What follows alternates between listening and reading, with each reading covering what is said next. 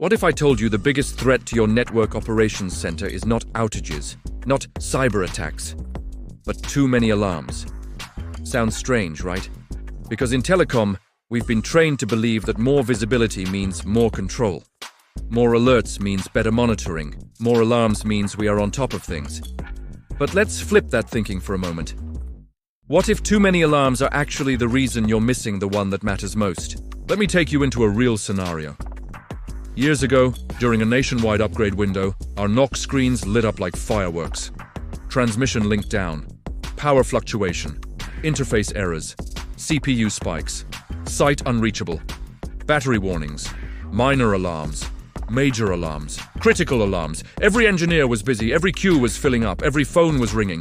It looked like we were fully in control. But we weren't. While the team was chasing over 50 major alarms, something critical happened quietly in the background. An aggregation router failed, and it sat there, unnoticed, for 18 minutes. That router carried thousands of subscribers.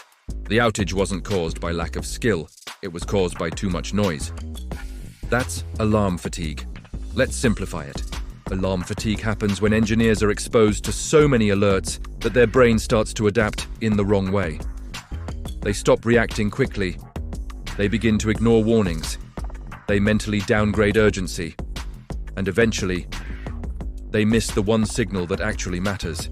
It's not laziness, it's human psychology. The human brain is not designed to process thousands of repetitive alerts and still maintain perfect judgment. Now think about telecom environments. We generate alarms from everywhere: RAN equipment, transmission nodes, core network systems, power infrastructure, environmental sensors, databases, virtual machines, security systems. If everything becomes an alarm, then nothing feels urgent anymore. And telecom networks make this even worse. Because of how interconnected everything is, a single fiber cut can trigger multiple alarms. Link down, neighbor down, routing protocol failure, service degradation, SLA alerts, customer complaints. One problem, 6 alarms. Now multiply that across thousands of sites. You begin to see the real problem. But here's the dangerous part. Many organizations measure NOC performance using the wrong metrics. They look at number of tickets closed, mean time to acknowledge, alarm clearance rate, but they ignore what truly matters.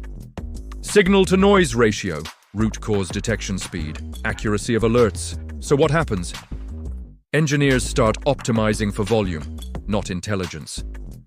Let's break down the productivity impact. Imagine a shift with 1,000 alarms. About 60% are duplicates, 25% are low-impact warnings, 10% are configuration noise, only 5% are truly critical. That means engineers are spending most of their time processing noise. Now, add mental fatigue, decision exhaustion, stress, escalation pressure. You don't just lose efficiency, you lose clarity. And in telecom operations, clarity is everything. You might already be experiencing alarm fatigue without realizing it. Engineers clearing alarms too quickly, without deep checks. Critical issues discovered through customer complaints instead of monitoring tools. War rooms starting with, "We didn't see that alert." Escalations feeling chaotic. Low team morale. Engineers dreading their shifts. Alarm fatigue doesn't just affect systems, it affects people. And burnout in telecom operations is very real. So what's the solution? You can't eliminate alarms, but you can control how they are managed. This is where smart queue management comes in. Smart queue management is about structuring alarms in a way that helps humans think clearly. It's about filtering intelligently, correlating related alarms, prioritizing based on business impact, suppressing duplicates, automating repetitive tasks. It's not about hiding problems.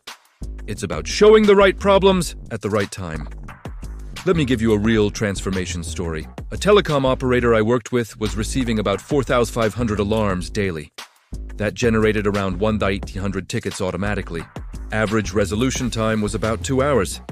Engineers were overwhelmed. We introduced 3 key changes. First, alarm correlation. Instead of showing 10 alarms for one issue, the system identified the root cause and displayed a single parent alarm. Noise reduced significantly. Second, we redefined priorities. Instead of labeling alarms based on device severity, we used business impact. A core router failure became top priority. A single rural site became lower priority. Now the team was solving what truly mattered. Third, we restructured the queues. Instead of one massive queue, we created separate queues for core network, RAN, transmission, power, and IT systems. Each team focused on what they understood best. Within 3 months, alarm processing dropped by nearly half. Resolution time improved, escalations reduced, engineer stress levels dropped. We didn't hire more people. We simply reduced cognitive overload. And that changed everything. Here's the psychology behind it. Humans perform best when there are clear priorities, limited distractions, logical grouping, and predictable workflows. When alarms are chaotic, engineers become reactive. When systems are structured, engineers become analytical. That shift is powerful. So what does smart queue management look like in practice? It starts with reviewing alarms. Ask simple questions. Does this alarm require action? Is it redundant? Is it just informational? If it doesn't require action, it should not wake anyone up. Next, implement correlation. If one node fails, downstream alarms should point to it, not multiply endlessly. Then, align priorities with business impact. Not all critical alarms are equal. Automate what you can. If an issue repeats often and has a known fix, automate it. And finally, simplify dashboards.